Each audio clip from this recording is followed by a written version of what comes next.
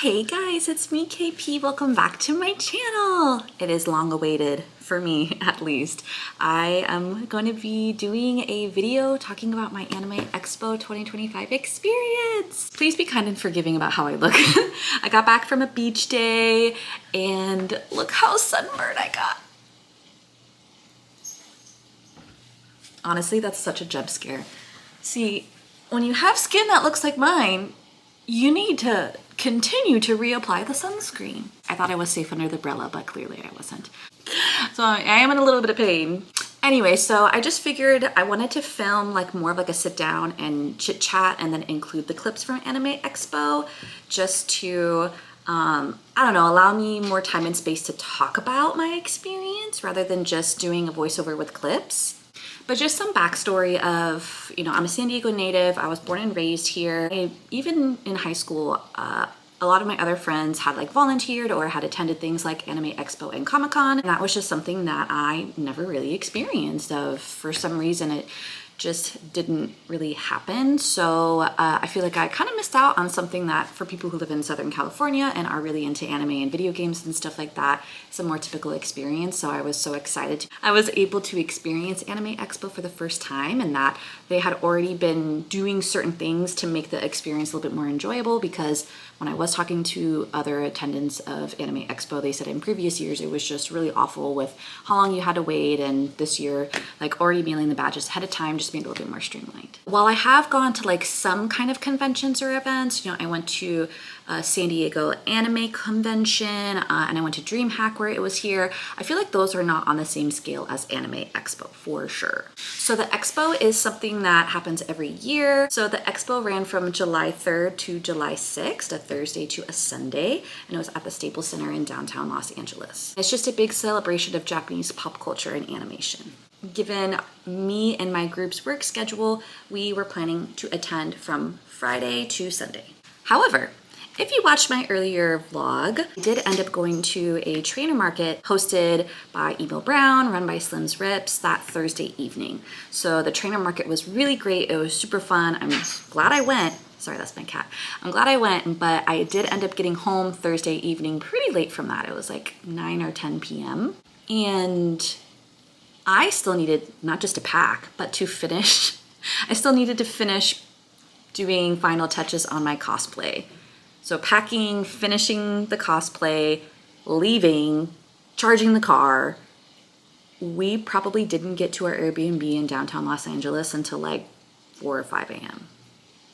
I know, crazy bananas. So so that says something of we got there Friday morning at 5 a.m. We went to bed, and then we probably woke up in the later or early afternoon at around 1. And again, I would definitely not recommend this.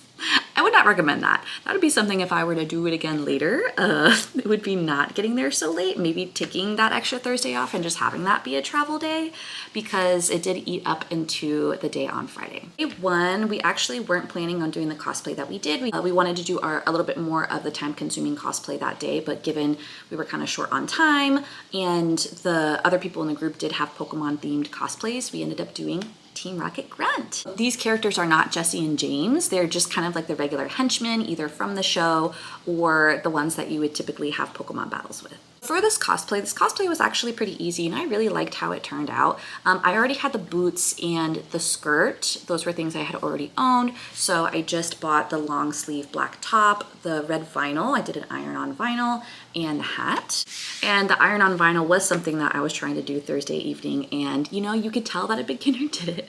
I was trying to figure it out, but you know what? That's how you learn. Again, this is a lower effort or less time-consuming cosplay because I didn't need to wear a wig. Even with my hair, I just kind of had 2 front pieces and a low pony. I was wearing a hat. I just did my normal makeup. I think the only thing different that I did was a red lip. But even given that, we still maybe got to the expo at 6 p.m., which I know that's late. You'll see that this is a theme for the average time that we get there. We got there, we were walking around. We did spend a little bit of time, and I think it was the South Hall, but we ended up going and getting food because I was freaking starving. We ended up eating at the food trucks that were out there, but by the time we were done eating, the other hall was closed because I think it literally did like close at 6. After that, we spent most of our time in the entertainment hall and we stayed there until it closed at around 9 p.m. But even then, like there was a ton of stuff to do in the entertainment hall. I did lots of shopping. I don't know, they're so cute. So I'll do 6. This one, I like this one too. I think I've made my decision. Oh my god. Oh, look at these. Oh, and look at these pins.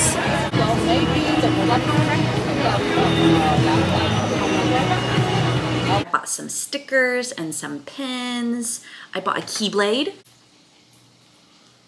Like, come on. I was torn between the Master Sword and the Keyblade, but the thing is with the Master Sword, is I really wanted to have the Master Sword and the Hiiiiii shield, and that was just a lot to be carrying around the expo.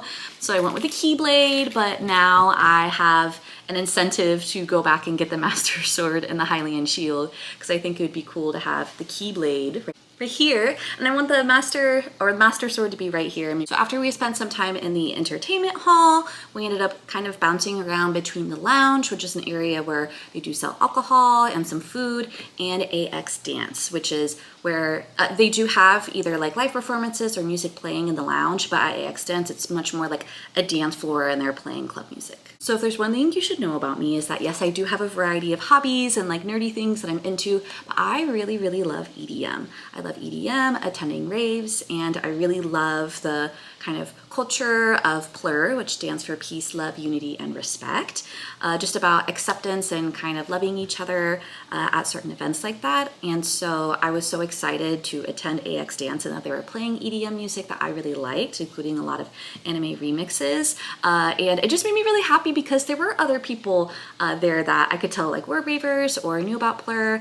A typical kind of tradition when you're attending raves or meeting up with other ravers is exchanging. So you do things like exchanging candy or like bracelets that you wear or just giving little trinkets. It's just really fun. So I feel like being able to like celebrate PLUR and listening to EDM in combination with Anime Expo, which it's just with a bunch of little weebs and nerdy people, it was like my heart was so full. And I also get to do things like open Pokemon cards at these events, which is always cool. Particular DJ that was there, their name was Alchemy. They are a Austin and San Diego based DJ, and they were just playing the bangers.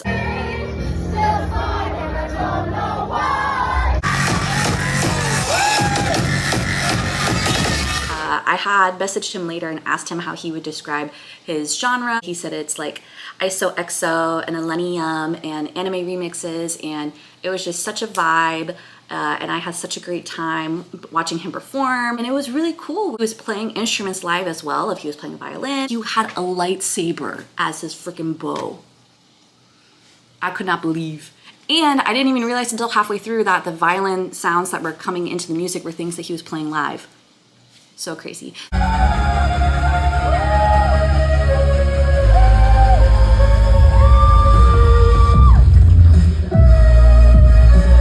Recommend if you see him playing or just following on Instagram. His Instagram is Alchemy, spelled ALKEMI _underscore pang, PANG on Instagram. Yeah, it was just super fun. Overall, my first day of Anime Expo was just really amazing because I had like a little bit of everything, right? Like we got there, we got to look around the entertainment hall, kind of do some fun little activities. We did some shopping, we did dancing, we got to hang out at the lounge a little bit. I got a freaking Keyblade. I almost forgot my Keyblade, but I remembered it.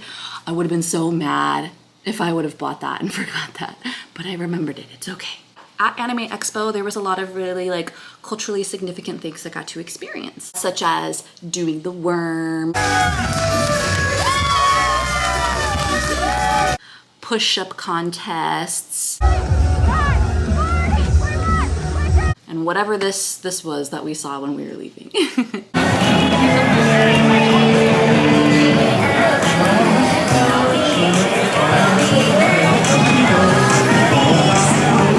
some of my favorite cosplays that I saw earlier in the day was San from Princess Mononoke, which is my favorite Studio Ghibli movie, this Hello Kitty maid, and when she walked by, I thought her treats were real, and I was asking her, I was like, girl, where did you get that? I want to buy that.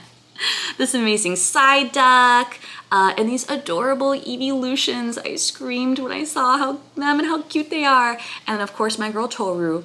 Fruits Basket was my hyperfixation anime and manga when I was like in elementary school and middle school, and so I was dying when I saw her. Let's go ahead and start talking about day 2. While we did not, get back that late, I think we ended up leaving Anime Expo like around 1:30 a.m. We still did have like a little bit of a later start, and this day we did take longer with our cosplays just because they were requiring more setup. And we went with Cyberpunk. So I was dressed as Rebecca from Cyberpunk. And I just want to say, right, be kind. I'm very baby when it comes to cosplay. I am just learning, and you have to be kind of bad at something a bunch of times in order to start getting kind of good at something, right? So some of the things that I was trying for the first time today was gluing down my eyebrows, kind of like how drag queens do.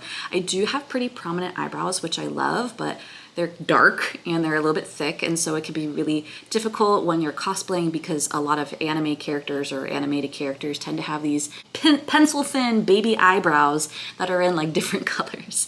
So yeah, I tried, keyword try, to glue down my brows, and then I did paint my face and my body. I was using the Maron oil stick for my face, and then the water activated paint for my body. And because Rebecca does have like very fair kind of gray tone skin. Now let's be real, with the wig cap and doing the makeup, I was looking crazy.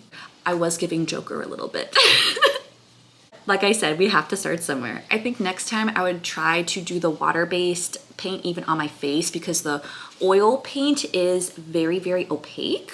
And I kind of didn't necessarily need it to be that white on my face. And even though I tried to set it as much as I could with the powder, it did still move a little bit given the wig was rubbing a little bit. So I think next time I will try and just do the water-based paint. Still working, obviously you can still see some of like the streakiness on my chest and other parts of my body. But again, I'm wearing like a big hoodie over my skin most of the time, so like I wasn't too worried about it.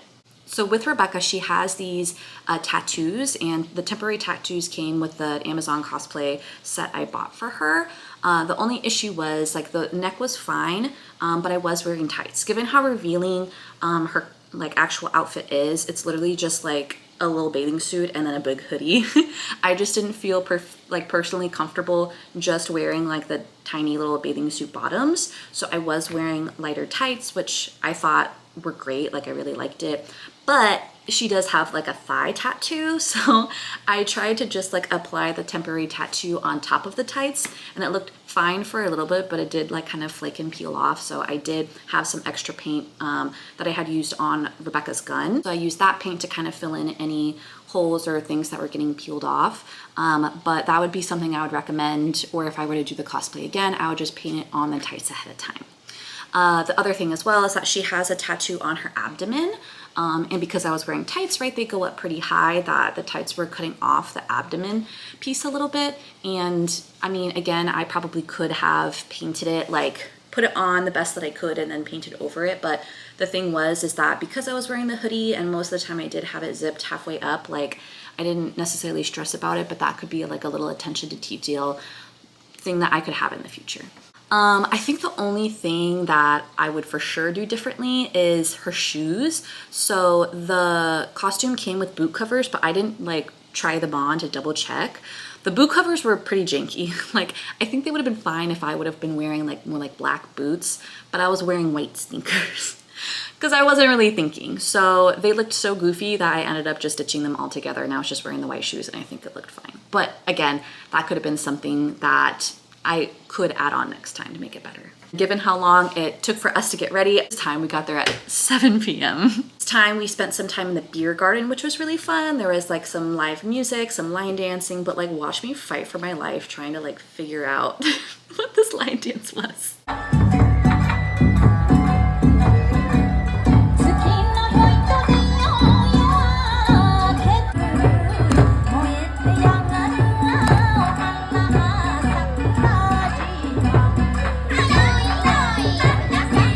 We got to take a bunch of pictures. There were a lot of other cosplayers dressed as cyberpunk for that day. And then I actually got to play a game of guessing Legend of Zelda music, which I was like, I'm born for this. I didn't get all of them right, which I was kind of butthurt about, but I got this little sticker for participating. I did give them my information, so when they do post it, hopefully that can be something I can reshare on the channel. But after we spent some time outside, we went back inside and we're walking around the entertainment hall again, and oh my god, I saw this giant Eevee and I just like lost it.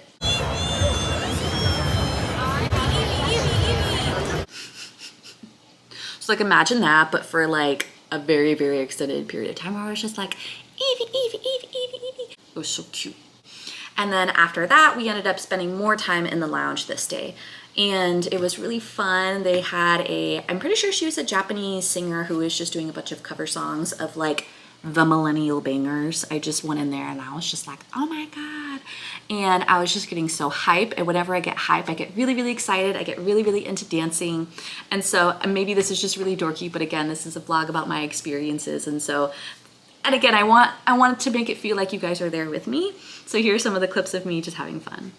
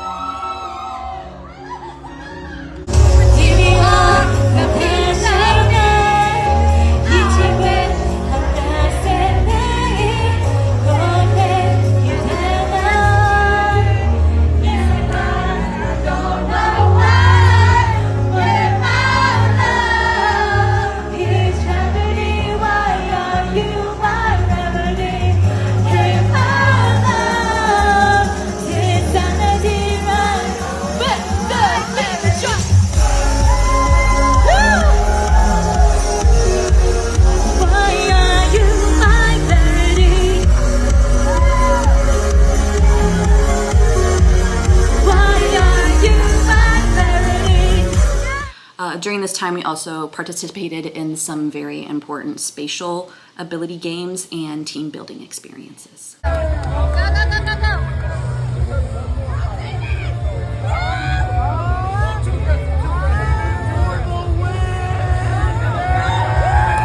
So we actually went to an after party this particular day off campus, and it was a cyberpunk themed rave. And it was just so much fun, again, meeting other people who enjoy EDM, that are part of the rave scene, and that we were in all of our cosplays. I was like, you're my people, you're my people. By the end of the night, I was looking crazy. People were being so nice to me by telling me how good I looked. But it was like every time I saw myself, I was like, oh, especially when I took my hair down, I was like,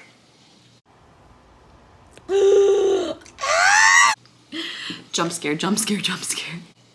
So let's talk about some of the cool cosplays I saw on that particular day. I saw this amazing Meowth balloon, which I was like, oh my God, I wish we could have been here with our Team Rocket costumes or cosplay. I saw Aerith and Cloud, and also from Final Fantasy VII and Yuffie from Final Fantasy VII. I saw Gorgug and Fig from Dimension 20, which is a D&D campaign I really like. Parappa the Rappa, which is a throwback to PlayStation 1. I remember playing those games. I also met Sango, who, I love that bitch from friggin' Inuyasha. Anything like Inuyasha, like, again, those are my people. But yeah, that was the end of day 2. So day 3. Day 3 was kind of where we messed up. So day 3 was the day we were supposed to dress up as Team Rocket, because it was going to be the last day we were there. We wanted something lower effort. But instead, we did something very high effort for us. I was Momo Ayase from Tandaran, and I had not styled the wig before we got there. So there was a lot of time being put into styling that wig. And the wig looked great, but again, we got to the Anime Expo again at like 6 p.m. and it was closed. Oopsies. And that was kind of a bummer, but honestly, we still made the best of the situation. There were still people outside that we got to take some pictures with. We just walked around, we got dinner, and took pictures on our own at LA Live, which is just a really cute area. And I got to film my clip of the giveaway winner. We ended up going back to the Airbnb pretty early and had more of a chill night, which is really nice. It was really nice just to kind of do something a little bit more relaxing. So yeah, that was my Anime Expo experience. So I know that it's pretty unconventional. The people who I went with, I think that's their usual style of just, you know, taking their time, showing up whenever they're ready and enjoying the expo for what it was at. So it was nice of just being more relaxed and focusing on the cosplay and leaving when you felt satisfied. I think it worked out perfectly. Like, I still had such a great time. But for next year, I definitely want at least 1 or 1.5 days where I get there earlier. Like, we didn't get to go to Artist Alley. I didn't attend any panels, which I know that probably sounds crazy. Let's be real, I still had a wonderful time, but I would like to experience some of those things. But the thing is that because I didn't attend any panels, I actually didn't wait in any lines, and that was really nice. Like, that's supposed to be like a central experience at Anime Expo, is waiting for shit, or just cons in general. And like, that can kind of suck. So the fact that I didn't have to deal with that was kind of nice. It was much more about like talking to people and meeting people and like dancing and having fun. And because we got there so late, it wasn't as crowded. I don't really do well with crowds. Cosplaying also in itself is very like overstimulating physically because, right, you're wearing wigs, like you might be wearing uncomfortable clothes. So the fact that we got there and I know that a lot of the crowds had already left was kind of nice. But overall, I had such an amazing time. Like, I was having big feelings about it where I was just like, oh, people are so nice. And it was so cool where a lot of the folks who were there had been there multiple years. And so they were able to talk about past experiences. Or there are just some people that are more well-known that attend every year that have their own thing, right? That they do.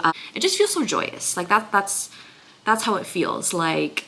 And I think when I was growing up, anime, video games, those things I think really were more stigmatized or just like not as attractive. And so knowing that Anime Expo was the space back then, it's just really cool of now it seems more popular and mainstream that this has just been a space where people can really be creative, be cringy, right? And just really, really have fun and it just being okay. And if anything, it being celebrated of like being super goofy or super crazy or doing super random crossovers or things like that. Seeing everyone's creativity. And even when people, you know, like again, maybe I'm just being too hard on myself, but my Rebecca cosplay, everyone was like so nice and kind about it and just very accepting. So yeah, like I said, big feelings about it. I definitely want to go next year and maybe, you know, like get there a little bit earlier on one of the days. And I got a Keyblade. Like, come on. Freaking got a Keyblade. I feel like a badass that I have a Keyblade that I get to display in my house. All right, guys, I know that this was a longer video and I kind of went more in depth about certain things like this, so I appreciate if you watched into the end. All right, thank you so much, and I'll see you next time.